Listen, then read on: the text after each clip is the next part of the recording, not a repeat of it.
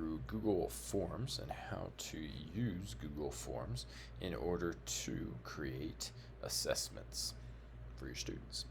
All right, so let's start off. If you were to be in your email account, how do you get to Google Forms? Well, if you remember from the very first video, we talked how the Google Apps icon here is the waffle shaped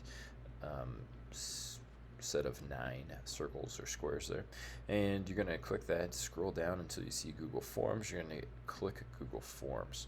It's going to bring you to all of the forms you have ever made and then allow you to open a blank form.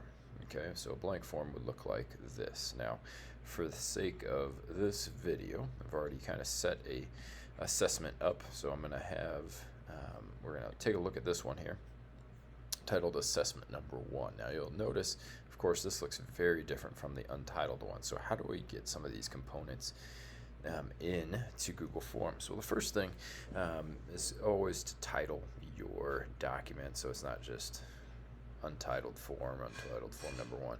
Give it an actual assessment name. So if we're talking about colonization, if we're talking about Renaissance art, title it appropriately. Now, Google Forms can be utilized for homework pieces. It can be utilized for students submitting papers to you. It can be utilized for short answer. It can be utilized for multiple choice. It is used as a grading tool. It can be for quizzes, for tests, you name it. It's got a lot of different options to it. Okay, so first thing first, I always like to name it. Then give some flair to your assessment and to your quiz. You can go to this customize theme button here, and you can upload an image. Okay, so in this case, I've uploaded an image already. If I did not have that there, I could go choose image and go to any of these. I could upload from my own personal, or I could choose any one of these. Okay, and insert it, and bada bing, bada boom, I now have my picture. Okay, I can change the background, stuff like that. You can have some fun with that. Okay, next piece, in order for me to see what the students see, I can click preview. So once the assessment is done, this is a good way to check to make sure everything is the way it is, okay, and is how you want it to be seen by the students with all the options. You can see right here, there's a mistake. I don't have an option right here, and so I need to delete that option or go back and actually put a 4th option in there for my students. Okay, another component is the wheel right here, your settings. So I'm going to click that. This is an important one.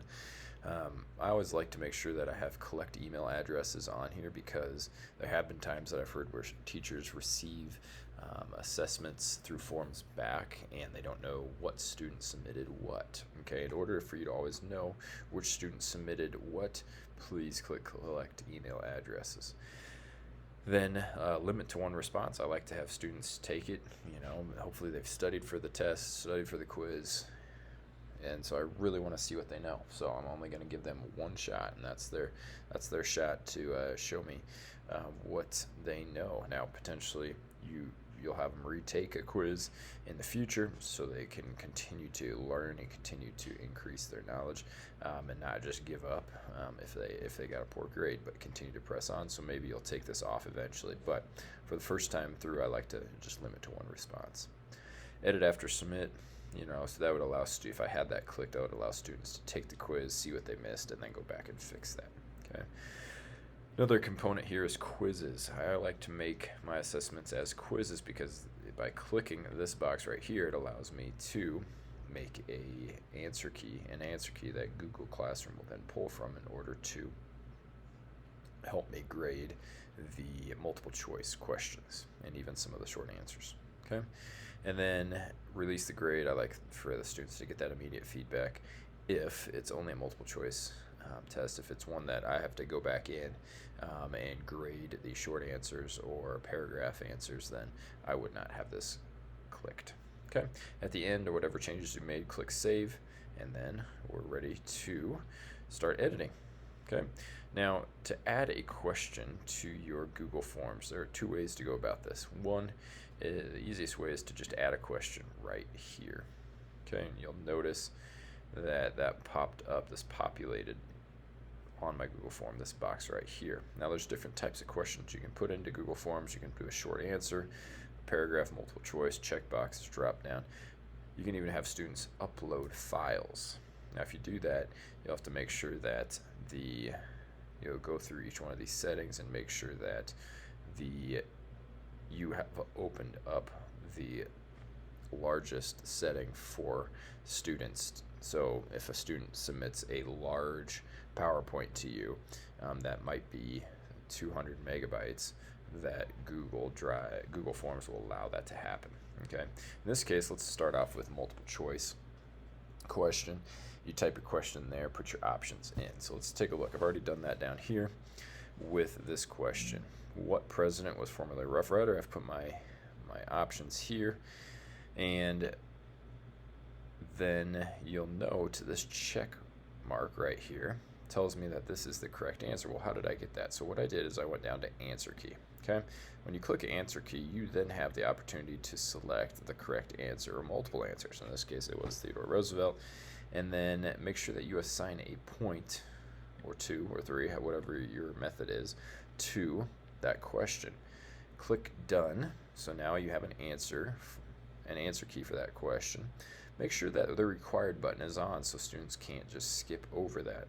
And the last step for this is to go to shuffle option order, because then every student will have a different order of the answer. So if they're sitting side by side, they're not going to be able to hopefully see each other's answers that well. Now, in order to keep this set up as I move along, if I'm going to have a multiple choice test, I don't want to have to go through the answer key in clicking required and shuffle option order every time. So what I can do is I can do duplicate, and I can now have the same exact question down there, but I'm just going to change it. Who was the second president? Okay, and now as I go to my answer key, all I have to do is switch my answer right here and go from there. Make sure that I, of course, have it in my options first, and then go from there. Okay, now that is the easiest way to continue to make a multiple choice test. Okay, but what if I want to now make it a short answer? Okay, all I have to do is go to this drop down box and then select what I want. Maybe it's a linear scale if I'm a math teacher, but if I want short answer, I click short answer. Now for my answer key, I go back into my answer key, and I'm going to type in the correct answers that I'm going to allow students to have for this. Okay, so do I want it to be the whole entire name, John Adams? So I just want it to be Adams. Well, how do I want to set that up? Now the problem is, what if a student misspells the answer, and so it's not exactly the same, but the student knows it? Okay, that's the hold up with having your short answers like that. Okay, so with that being said, you can have any sort of questions on this. Now you'll notice I've got a couple questions here. Well, how about if I'm an art teacher? What if I want to have a test over the Renaissance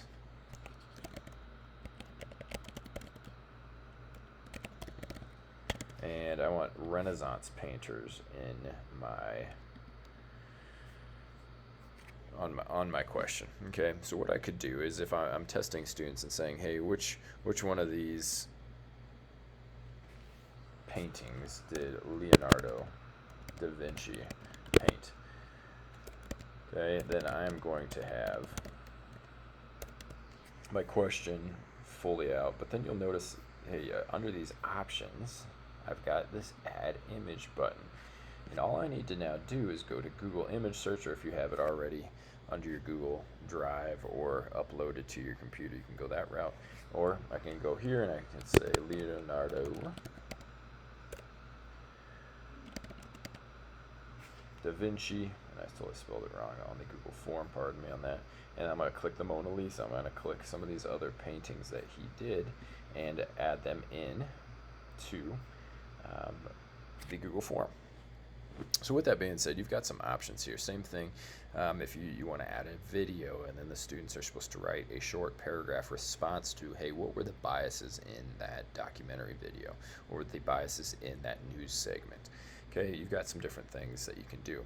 Now, one last thing that I'm going to show you is you can do this by section. So let's say that you have one section and it's all about the Renaissance painters. Then you're going to go to the Enlightenment time period of painters. You can add a whole new section and test the students on that section.